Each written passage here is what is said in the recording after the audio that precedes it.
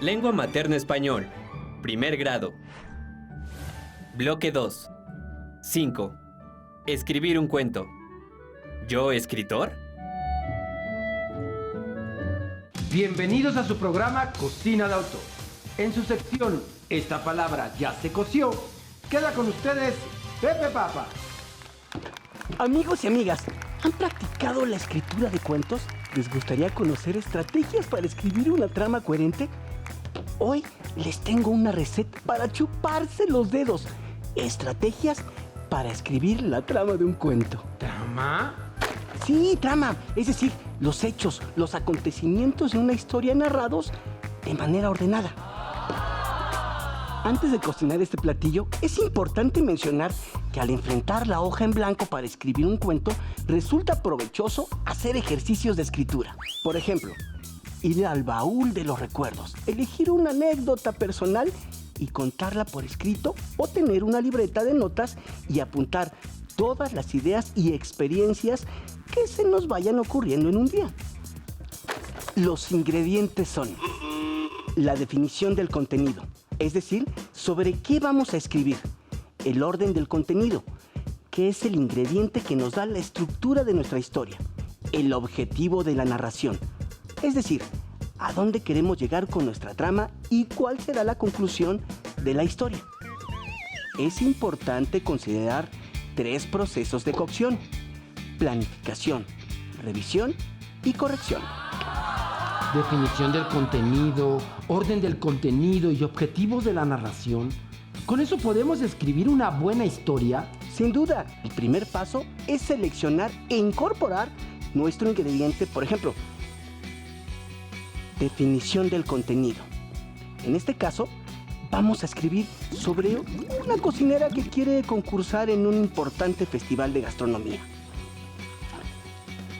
Para que nuestra narración tenga una buena consistencia y quede bien sazonada, le agregamos las siguientes preguntas muy bien esparcidas.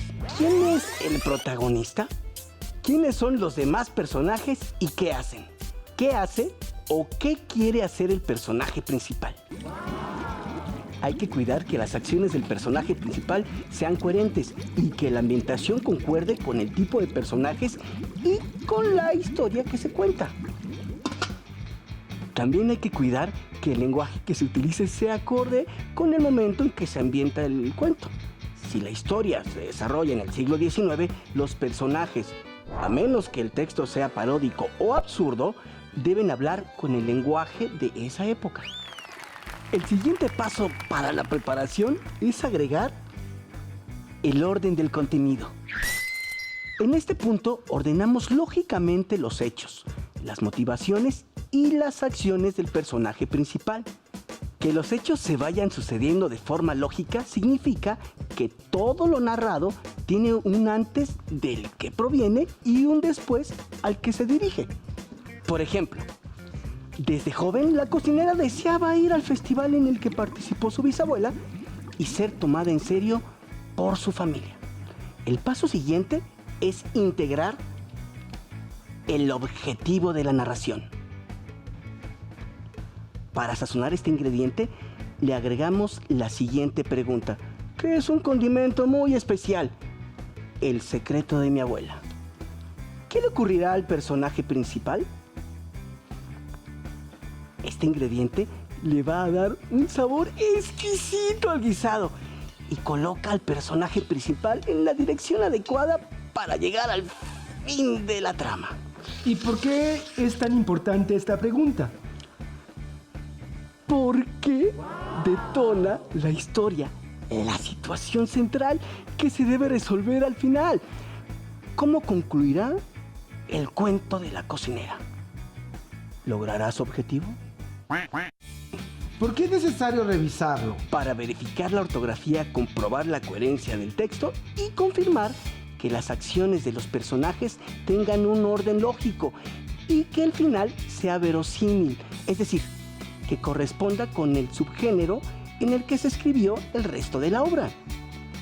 Por último, ajustamos todos los elementos que no funcionan y que identificamos durante la revisión. es importante comprobar y corregir la coherencia y ortografía del texto las veces que sea necesario, hasta que el guisado quede perfecto. Y esta palabra ya se coció.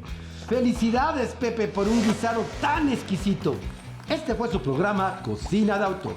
En su segmento, esta palabra ya se coció. ¡Hasta la próxima!